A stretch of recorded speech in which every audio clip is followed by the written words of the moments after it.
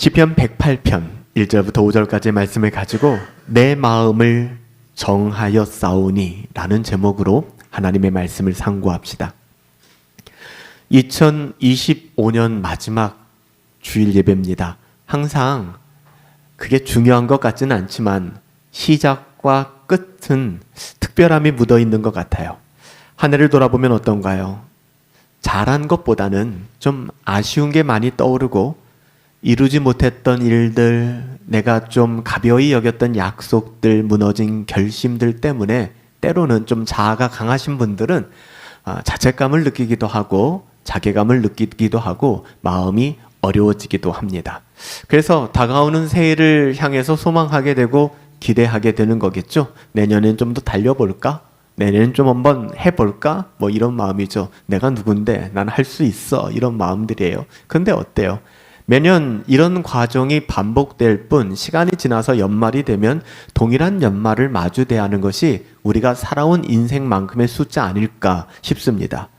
문제는 결심의 강도, 나 결심했어 라는 결심의 강도나 여러 번 결심하는 결심의 횟수가 아니라 우리의 마음의 방향이 좀 더뎌도 정말로 바르게 변하였는가?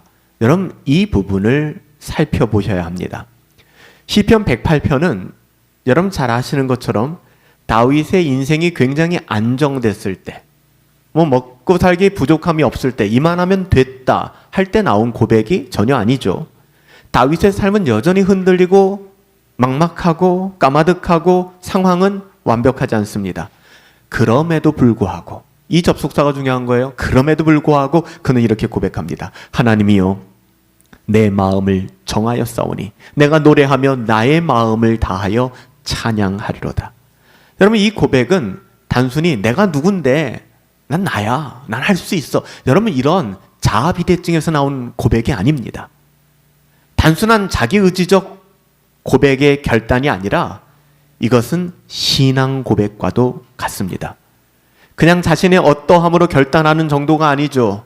난 한번 한다면 하는 사람이야. 아직도 이런 말을 하시는 분들이 있다면 광야길이 아직도 멉니다. 그냥 자신의 어떠함으로 결단하는 정도가 아니라 그의 속사람, 그의 마음을 수정하는, 거듭남을 경험하는 그 고백이 필요하다는 것이죠. 오늘 본문은 한 해 동안 고단한 여정을 달려온 우리들에게 한 해의 마지막 주일 예배를 통하여 우리가 무엇을 정해야 하는지, 우리가 이제 송구 영신을 맞이하는 이때쯤 되면은 버릴 건 버리고 정리할 건 정리하고 또 새롭게 다짐할 건 다짐하는 시간들을 갖지 않습니까? 그런데 가만 지켜보면 그것이 그냥 하나님과는 전혀 상관이 없는, 믿음과는 거리가 먼 우리의 그 어떠함을 도모하고자 하는 그런 반복적인 일들이 많다는 것이죠. 그래서 우리가 오늘 이 말씀을 통하여 우리가 무엇을 정해야 하는지, 마음을 정하는 건 중요합니다. 무엇을 정해야 되는지, 어디에 우리의 마음을 두어야 하는지를 좀 알아가기를 원합니다. 다윗은 1절에서 이렇게 고백합니다. 하나님이여, 나의 마음을 정하였습니다. 내 마음을 정하였사오니 내가 노래하며 나의 마음을 다하여 찬양하리로다. 여기서 다윗이 정하였다라는 표현을 쓰고 있는데요. 히브리어로는 이 단어가 한 단어입니다. 쿤이라는 단어를 사용해요. 내가 정했다, 쿤, 내가 정했다라는 단어인데요. 이 쿤이라는 단어는 누구도 흔들 수 없을 만큼 굳세게 세워진 것, 단단히 고정된 것. 우리가 그냥 목공 본드 정도가 아니라 강력 순간 접착제를 발라가지고 붙여버리는 것도 더 강력한 거예요. 떨어질 수 없는 것입니다. 또한 이것은요, 시제적으로 일시적인 결심이 아니라 환경과 상황이 바뀐다 할지라도 이건 바뀌지 않는 거예요. 나의 감정, 느끼는 그 어떠함에 따라서 바뀌어지지 않는 것을 말합니다. 여러분, 이것이 가능한 것은 믿음으로 행할 때 가능해지는 것이겠죠. 쿤, 정하여졌다. 믿음으로 그렇게 정했더니 어떻게 됐다는 거예요? 또한 믿음으로 무엇을 정했다는 것입니까? praise, 하나님을 높여드리고 give thanks, 감사하는 마음. 이 고정이에요. 여러분들 감사하는 것은요, 환경 상황이 진짜 아니더라고요. 불평을 잘 하시는 분들은요, 어디 가든 불평합니다. 그렇더라고요. 그런데 감사하는 분들은요, 어디 가도 감사하시더라고요. 환경이 좀 좋아지면 감사하고, 환경이 어려워지면 불평하고 원망하고, 물론 인지상정이기는 하지만 대체로 보면은요, 감사하시는 분들은 그것이 신앙의 고백이기 때문에, 특히 신앙의 고백 가운데 감사하시는 분들은 어떤 환경과 상황 속에서 감사합니다. 그런데 불평이 최적화되신 분들이 계세요. 이런 분들은 이직을 해도 잠깐 좋아요. 그리고 새로운 뭔가를 시작해도 잠깐 좋아요. 나오는 것은 불평, 원망, 다른 사람들에 대한 비난, 책임 전가, 이거밖에는 없는 거예요. 여기서 쿤, 마음을 정하였다. 근데 다윗이 마음을 정한 것은 내가 그 어떤 환경과 상황 속에서도 하나님을 praise, 높여드리겠다는 거예요. 칭찬하겠다는 거예요. 그분의 선하심을 노래하겠다는 것입니다. 예배하겠다는 거예요. 다윗은 그의 불안한 마음과 환경, 그는 불안하지 않았을까요? 그는 답답함이 없었을까요? 늘 그의 인생은 시온의 대로였을까요? 천만의 말씀. 그렇지만 그 불안한 마음과 환경을 나는 하나님 중심으로 다잡겠다. 날마다 하나님 중심으로 돌아가겠다라고 고백합니다. 이것을 가능하게 하는 게 믿음이에요. 그래서 하나님이 이 일이 가능케 하기 위하여 우리에게 뭘 준 거예요? 믿음을 준 겁니다. 믿음은 사용하는 거예요. 믿음. 믿음으로 그렇게 하였더니 어떻게 되었습니까? 그의 마음에 노래가 넘치기 시작합니다. 감사가 넘치기 시작합니다. 하나님을 찬양하게 되는 거예요. 이런 다윗의 삶에서는 더 이상 자신으로 말미암는 환경과 상황의 어두운 그림자, 내가 그때 왜 그렇게 했을까? 내 인생은 왜 이거밖에 되지 않았을까? 더 나쁜 케이스도 있죠. 내가 이때 이렇게 해서 하나님이 벌 주시나 보다. 그래서 내 인생 망했나 보다. 내 인생엔 소망이 없다. 더 이상 자기 자신으로 말미암는 환경과 상황의 어두운 그림자를 다윗의 삶에선 찾아볼 수가 없어요. 다윗이 그렇게 고백한 적이 있습니까? 없어요.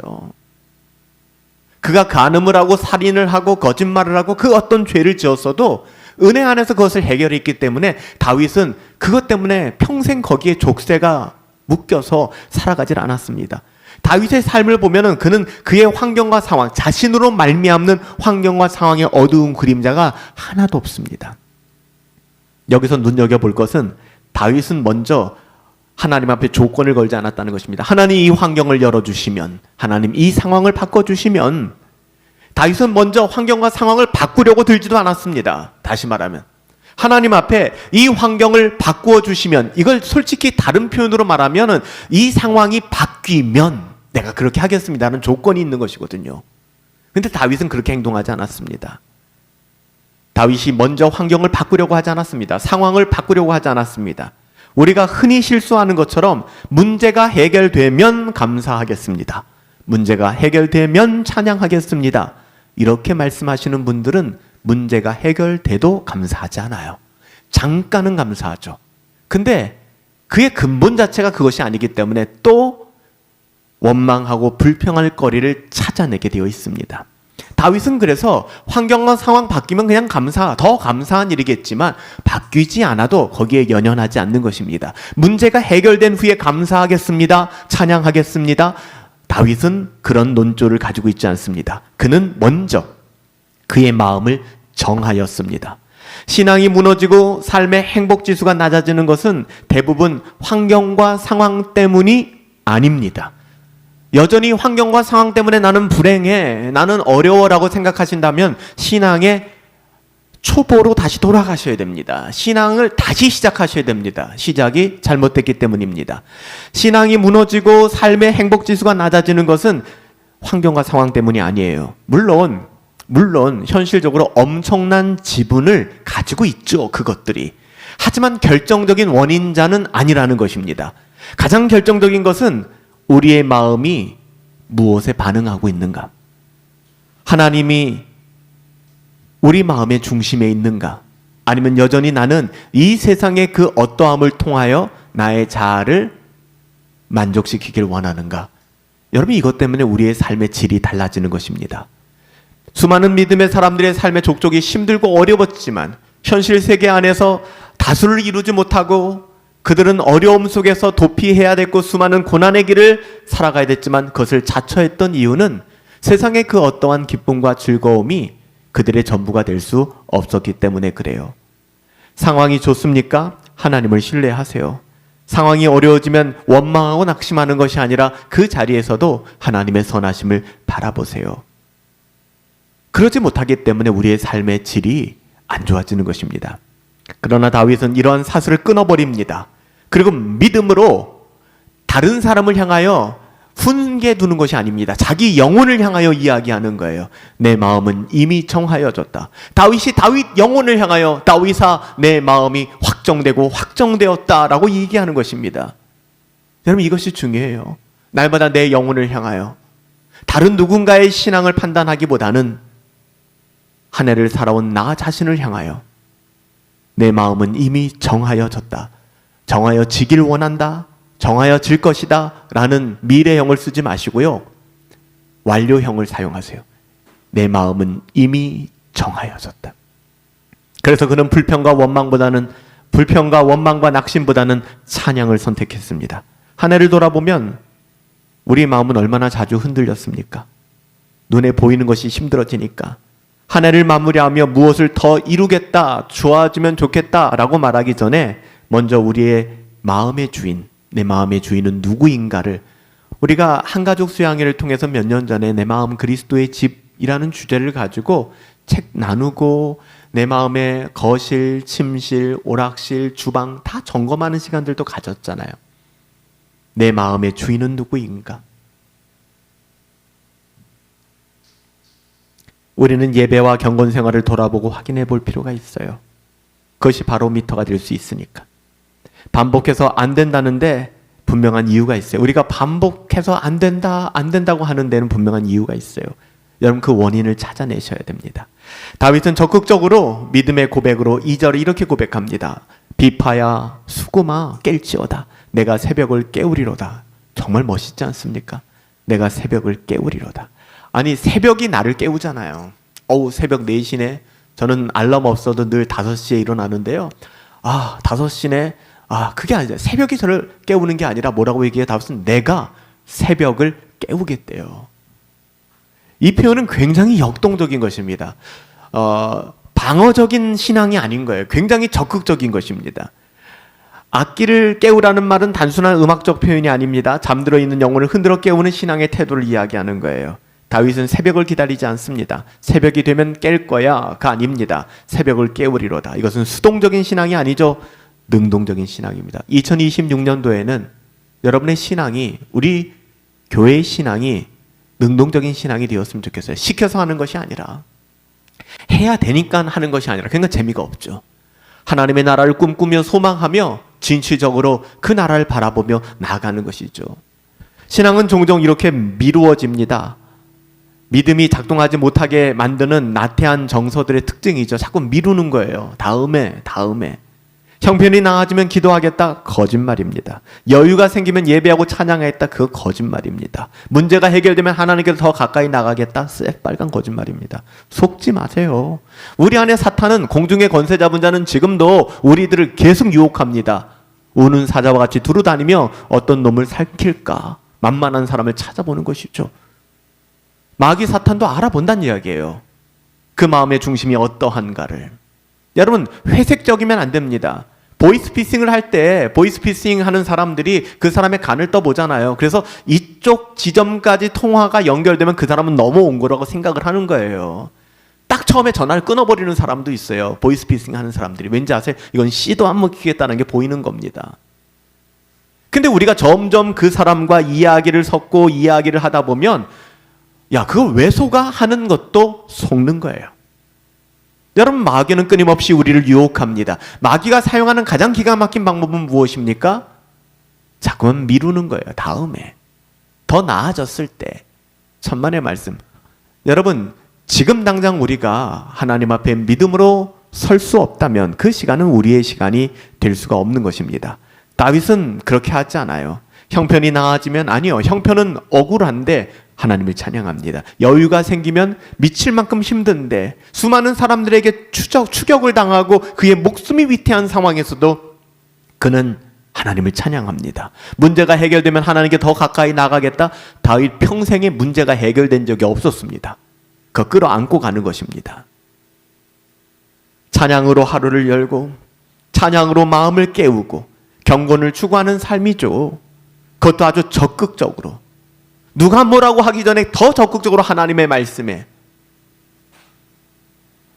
예전에 제가 청년 때 기도원에 가보니까 그런 기억이 나네요. 기도원에 가보니까 어떤 성도가 이 부흥사 목사님이 이제 막 축복해 주시고 이제 설교를 하시잖아요. 여러분 믿으시면 아멘 하십시오 하면요, 부흥사가 아멘 하기 전에, 즉 말씀을 증거하는 목사가 아멘 하기 전에 본인이 먼저 아멘 하는 거예요. 복 받겠다고. 물론 참 유치한 행동일 수 있겠지만 사모함이 있는 것이거든요. 내가 먼저 아멘 해야지, 내가 좋은 자리에 앉아서 더 복 받아야지.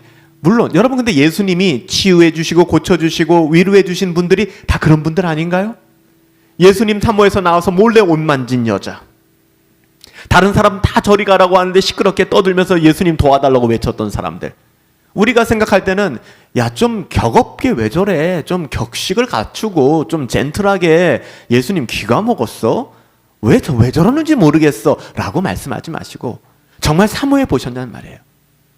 한나처럼 나에게 아들 주지 않으면 난 돌아가지 않을 거예요. 그래서 당시 엘리 제사장에서 저 여자 술 취했구나 하는 소리를 들을 만큼 막 와서 그냥 하나님 앞에 떼를 쓰는 거예요. 여러분 어떠십니까? 적극적으로 하나님 앞에 나왔던 다윗의 모습을 우리는 보게 돼요. 자신의 삶을 통제하지 않고 하나님의 주권 아래서 철저히 순복하며 자기를 부인하겠다는 것. 여러분 이거 굉장히 필요합니다. 어떤 친구가 이런 얘기를 하더라고요. 군 면제가 나왔습니다. 와, 신의 아들이죠. 군 면제가 사실 19, 20, 21, 22 이 나이 때 혈기왕성한 나이 남자들이 군대 가서 한 2년, 1년 반 철저하게 격리된 조직사회 속에서 자기의 혈기를 다 그래도 내려놓고 그 시간을 보내야 된다는 것은 너무 힘든 시간 아닙니까?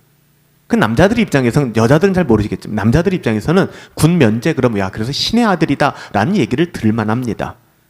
면제가 나왔어요. 근데 면제가 나온 이유가 어려서 아버지를 따라 선교를 나가고 힘들고 어려운 삶을 살다 보니까 학교라는 데를 다닐 수가 없었던 거예요. 초등학교 정도밖에 못 나온 거죠.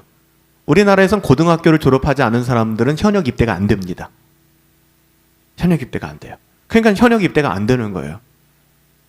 근데 이 친구가 자기 자신이 그때쯤에 자기 자신을 보면서 내가 하는 모든 일을 성취도 해봤고, 그럼 이거 성취해서 이거 하면 또 무슨 결과가 나올까? 이게 무슨 의미가 있을까? 자기 삶이 좀 고민이 많아지더래요.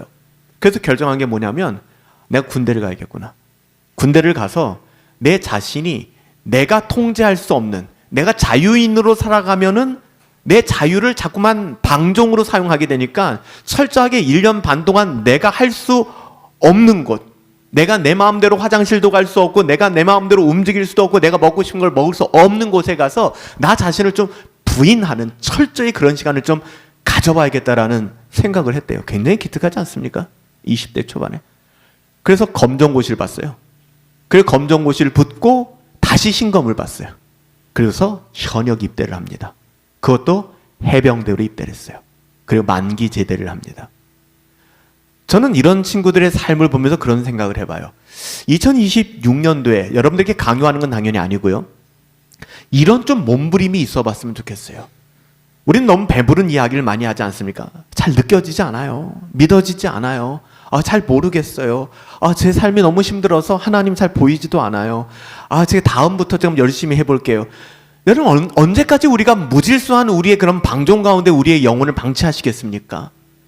여러분 스스로 고행주의는 잘못됐어요. 우리가 고행을 통해서 더 하나님을 만날 수 있다는 고행주의는 잘못됐지만 고행의 길을 택하는 것은 너무나도 소중한 일입니다. 여러분 한번 다짐해 보세요. 내년에는 목에 칼이 들어와도 내가 새벽에 무릎을 꿇어보겠다. 1년 첫 주부터 마지막 주까지 온전한 예배자로 시간과 모든 것을 내가 한번 지켜보겠다. 쉽습니까? 힘들어요. 예배 가지 못할 이유들이 쌓였고 예배에 늦게 올 만한 핑계거리가 쌓였죠. 너무너무 힘들게 달려왔는데 예배 늦게 왔다고 누가 뭐라 그러면 시험 들지 않습니까? 여러분 이런 데에 연연하지 말고 하나님 앞에, 하나님과 여러분들 안에 좀 다윗이 그러는 것처럼 내가 내 마음을 한번 확정해 보겠습니다. 그 젊은 친구가 자기의 그 20대 방종한 마음들을 한번 다잡겠다라는 마음으로 그냥 사서 고생하겠다는 거잖아요. 군대에 들어가면은 자기 자아 통제가 안 되잖아요. 자기 마음대로 안 되잖아요. 통제를 당해야 되잖아요. 때로는 신앙적으로 이 과정들이 저는 필요하다고 생각합니다. 다윗도 지금 그러고 있는 거예요. 때로는 고단한 경건의 훈련을 선택할 필요가 있다는 거예요. 우린 연약하니까. 누가 붙잡아주지 않으면 우리 잘 안 되니까. 그러니까 다른 사람이 권면하면 듣기 싫잖아요. 조장님들이 뭐라고 하고 아무리 좋은 마음을 가지고 사랑의 마음을 가지고 목사가 뭐라고 얘기하면 듣기 싫잖아요. 그러니까 여러분들 다른 사람 말에 움직이지 마시고 여러분 스스로가 여러분 자신에게 명하시라는 거예요. 영훈아, 네 마음이 좀 확정되자. 이제는 그런 것 따위에 흔들리지 말자. 그러기 위해서는 선으로 악을 이기자. 악에게 지지 말자. 악에게 지지 말자면 어느 순간 악에게 져요. 그러니까 선으로 악을 그냥 이겨버리는 겁니다. 지금 다윗이 취하고 있는 태도가 바로 이런 것입니다. 올해 마지막 주일, 우리의 영혼을 조금만 엄격하게 스스로 좀 바라보셨으면 좋겠어요. 이제 매점 예배까지 며칠 안 남았죠. 하나를 마무리하는 매점 예배까지만이라도 송구, 지난 것을 우리가 이별하며 작별하며 여러분의 영혼을 그냥 대견하다라는 것으로 축혀 세우지 말고 조금만 엄격하고 보수적으로 돌아보셨으면 좋겠어요. 아프지만. 그래야 회복을 기대할 수 있는 거예요. 매년 후회만 남는 반복적인 재생이 되면 안 되잖아요. 내 영혼이 혹시 지쳐 잠들고 있지 않은지 그럼 깨우셔야 해요. 형식적인 예배에 익숙한 말씀, 반복적인 신앙생활 속에서 내 마음은 낙심하고 영혼은 무너지고 있지 않은지 그럼 죽어요. 여러분들 살아나셔야 해요. 이제 나흘 남은 2025년을 마무리하며 다가올 2026년을 기대하겠지만 이 모든 것이 막연한 기대감이 되면 내년 말에도 똑같습니다. 하나도 바뀌는 게 없을 거예요. 성화의 여정에서 하나님의 주권이 절대적이지만, 이거 부인하지 않아요. 우리의 성화의 여정에서 하나님의 주권이 절대적이지만 하나님께서는 우리들의 깨어짐을 통하여 하나님의 형상을 회복시키십니다. 그래서 예수님이 제자들을 부르실 때 아무라도 나를 따라오려거든 자기를 부인하라. 예수님께서는 또 사도들은 믿음의 생활을 군대와 비견하여 예를 들어 설명하기도 했습니다. 사사롭게 묶여 살아가지 않는다. 자기가 원하는 대로 띠띠고 살지 않는다. 자기를 부인하는 과정은 선택이 아니라는 것. 이것은 필수입니다. 우리들의 구원을 확인케 하는 가장 선명한 증거가 있다면 자기를 부인하는 사람. 이 사람이 신자입니다. 다윗이 이걸 보여주고 있는 거예요. 이게 우리가 한 달 동안 암송한 시편 108편 말씀이에요. 1절부터 5절까지의 말씀이 있지만 다윗의 이런 찬양은 자신의 영혼을 깨우는 가장 강력한 은혜의 도구가 되었던 것이죠. 그래서 저도 여러분들에게 여러분 경건을 추구하세요. 사람 보이는 곳이 아니라 여러분 스스로 하나님과의 관계 속에서 경건을 회복하세요 라고 말씀드리는 거예요. 다윗의 찬양은 자신의 어떠함을 드러내지 않습니다. 결코. 신앙생활의 목적이 그래요. 3절에서 다윗이 찬양하는 내용을 눈여겨보세요. 뭐라고 고백합니까?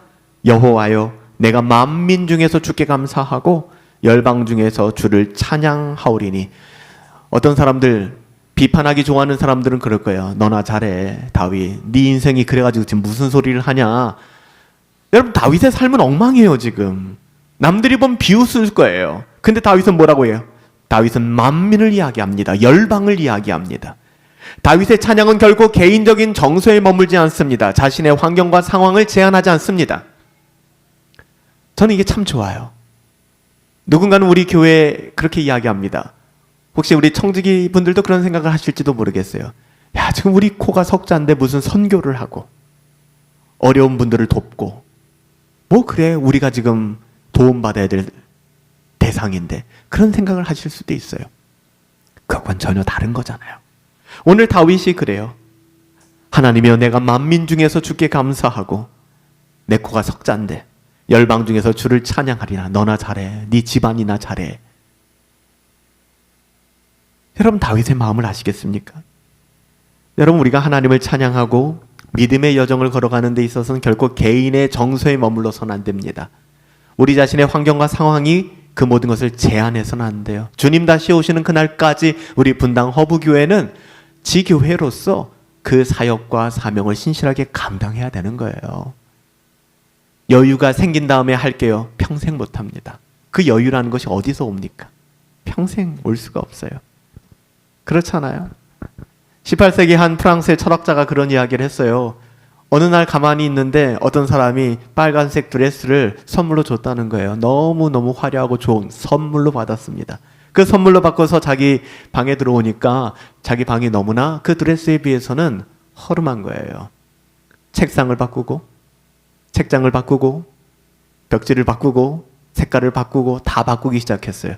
그 공짜로 얻은 드레스 한 벌로 말미암아 그가 치러야 되는 대가는 굉장히 혹독했습니다. 우리도 그 비슷하거든요. 그렇죠. 저도 그랬어요.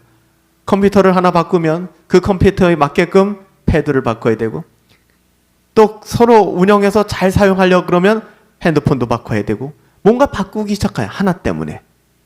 끝도 한도 없는 것이죠. 여러분 우리는 늘 그런 상태로 살아가기 시작합니다. 그래서는 안 돼요. 여러분 평생 우리는 만족할 수가 없습니다. 제가 그런 이야기 드렸잖아요. 제 친구 중에 하나가 나름 개인 사업을 하면서 굉장히 성공을 했어요. 성공을 했는데 이 친구가 예전에는 예를 든다면 딱 맞지는 않겠지만 한 월급 한 250만 원, 300만 원 받으면서 이렇게 살았단 말이에요. 그래도 아이가 셋이거든요. 그래도 살았어요. 근데 이제 사업이 잘 되면서 한 달에 800만 원도 벌고 또 얼마 전에는 나이가 이렇게 들었는데도 스카우트 돼서 다른 회사로 갔더라고요. 그것도 굉장히 많은 보너스를 받고 회사를 이직했어요. 그래서 야, 너 적성을 참 늦게 발견했구나. 참 잘 산다. 잘 살아서 좋다라고 얘기하는데 이 친구가 그런 얘기를 하는 거예요. 그런데 돈이 안 모인대요. 그러니까 300, 400 벌 때나 1000만 원을 벌어도 돈이 안 모인대. 왜 그럴까요? 살아가는 삶의 수준이 달라지니까 그래요. 타고 다니는 차가 바뀌고 집이 바뀌고 씀씀이가 바뀌고 외식하는 것이 바뀌고 입고 다니는 것이 바뀌고 거기에 맞게끔 바뀌게 되는 거예요. 제가 이 말씀을 장황하게 왜 드리냐 하면은요. 시간이 지나면 때가 되면 상황이 나아지면 하나님을 찬양할게요. 그게 되지 않는다는 거예요. 지금 마음을 정하지 않은 분들은 환경과 상황이 바뀌어도 마음 안 정해요. 그때는 그때대로 힘들어요. 돈 800을 벌어도 힘들고요. 돈 200을 벌어도 힘들어요. 그래서 다윗이 그것을 알고 있기 때문에 하나님 내 마음을 정합니다. 이게 무서운 거예요. 내 마음을 정합니다. 우리 예전에 부모님들이 그랬거든요. 우리 경건한 한국의 초대교회 우리 어머니 할머니들이 본인들의 수입이 있으면 제일 먼저 11조를 성경에 꽂아두잖아요. 요즘은 어때요? 우리가 살아가다가 남으면 계산해 봐서 그래서 11조를 뭐라고 얘기하는 거예요? 율법이 아니라 11조에 복 받는다 이런 게 아니라 11조는 신앙의 고백인 거예요. 나의 청지기로서. 믿음이 아니고서 마음이 정하지 않고서는 불가능한 거예요. 우리가 금요예배 지난주까지 마무리 짓고 이제 내년을 준비하고 있는데 금요예배도 마찬가지거든요. 오시는 분들만 오세요. 근데 보면은 오시는 분들이 오기 편해서 오실까요? 아니에요. 마음을 정하신 분들이에요. 금요일 날은 교회 간다. 예배 드린다. 상황이 나아지면 괜찮아지면 시간이 되면 못 오는 거예요. 가끔 오던 분들도 계속 못 나오게 되는 이유는 바로 그런 거예요. 마음을 정하는 것이죠. 이번에 금요 예배를 시작하면 공정 예배를 시작하면 나는 목에 칼이 들어와도 그 어떤 일이 있어도 이게 율법주의적으로 될 필요는 없어요. 나중에 후회가 되니까. 저희 가정에서도 그런 얘기가 나왔는데 제가 예전 교회에 있을 때 우리 청년들을 여기도 있어요. 우리 청년들과 함께 한 5, 6명인가 1박 2일로 로마서를 공부하는 시간이 있었습니다. 1박 2일로 청년들을 모아놓고 로마서를 공부하고 있는데 전화가 왔어요. 오후에. 그러니까 아직 잠을 자기 전이죠. 한참 공부하고 있는데 전화가 왔어요. 제 아내한테서 은희가 넘어져가지고서 이 턱이 찢어졌다는 거예요. 그래서 응급실에 가서 이걸 꿰매겠다는 거예요. 나이가 이제 한 3살, 한 5살, 6살 됐을 때. 이게 어떻게 해야 될까? 어떻게 하는 게 맞을까요? 저는 그냥 성경 공부했어요. 그리고 끝나고 갔어요. 물론 갈등 굉장히 많았죠. 그 중에 있었던 어떤 분들은 저한테 목사님 이런 상황인데도 안 가고 이런 거 하시네요. 놀랍습니다. 이렇게 얘기하는 친구들도 있어요. 그 얘기 듣고자 내가 거기에 머물러 있었다 그러면 괜히 바보 같은 짓이죠. 여러분, 우리가 무엇을 하든 간에 마음을 정하면 그 마음을 빼앗기지 않게 됩니다. 다윗이 지금 그래서 계속해서 그 마음이 확정됐다라고 고백하는 거예요. 근데 그렇지 않은 것에는 굉장한 번민이 생기기 시작합니다. 왜? 경우의 수와 내가 선택할 수 있는 문이 열리기 때문에. 다 다를 것입니다. 다 다를 거예요, 여러분들. 올 한 해를 정리하고 새로운 한 해를 준비하며 여러분 안에 어떤 마음이 확정되어져야 하는지, 더 구체적으로 막연한 기대감이 아니라 무엇을 여러분 정해야 되는지를 돌아보실 수 있었으면 좋겠어요. 나 자신만을 위한 것이 아니라 오늘 기도해 주신 집사님이 고백했던 것처럼 나라를 위하여, 민족을 위하여, 이게 공허한 메아리가 아니잖아요. 우리나라가 잘 돼야 되지 않겠습니까? 열방이 잘 돼야 되지 않겠나요? 선교사님도 마찬가지고요. 여러분, 그런 마음들이 우리에게 있어야 합니다. 다윗은 마지막으로 4절 5절에서 이렇게 고백합니다. 그가 이렇게 고백할 수 있는 근거를 얘기합니다.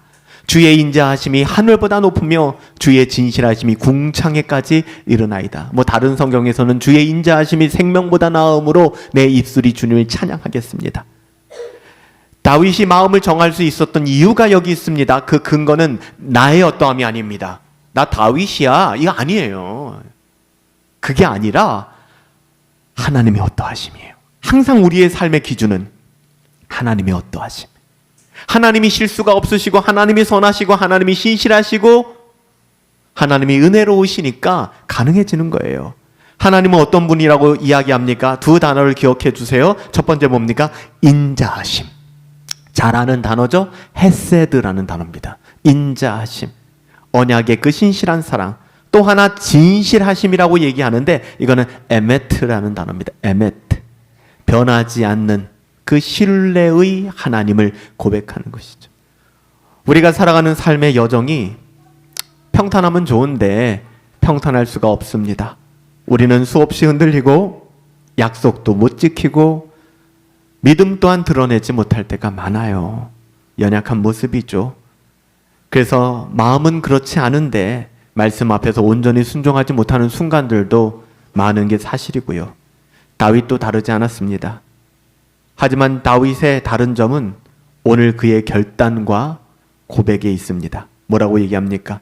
주의 인자하심이 하늘보다 높으며 주의 신실하심이 진실하심이 궁창에 이르나이다. 하나님이여, 주는 하늘 높이 들리시며 주의 영광이 온 세계 위에 높아지기를 원하나이다. 이걸 그냥 곡조를 붙여서 드라마틱한 음을 가지고 찬양을 하니까 정서적으로는 기쁘고 즐거울지 모르겠지만, 영광스러울지 모르겠지만, 오늘 다윗이 시편 108편을 통해서 오늘 제가 장황하게 설명드렸지만 이 내용들을 여러분들 끌어안고 이 말씀을 이해한다 그러면 이 다윗의 고백이 얼마나 강력한 것인지, 얼마나 아름다운 것인지. 다윗은 결국 하나님의 영광으로 마무리합니다. 다윗의 삶의 목표는 자신의 회복이나 형통이 아니에요. 하나님이 높임을 받으시는 거예요. 한 해를 마치며 새해를 또 시작하며 우리는 다시 우리의 삶의 목적과 방향을 점검해야 합니다.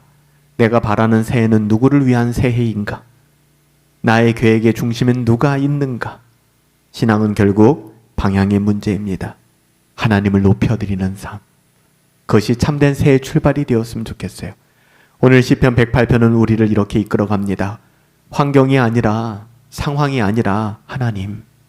믿음의 눈 들어 하나님께 그 마음을 먼저 정하라. 감정보다는 의지적인 결단으로 하나님을 찬양하고 감사하라. 자신의 그 어떠함보다는 하나님의 영광을 구하라.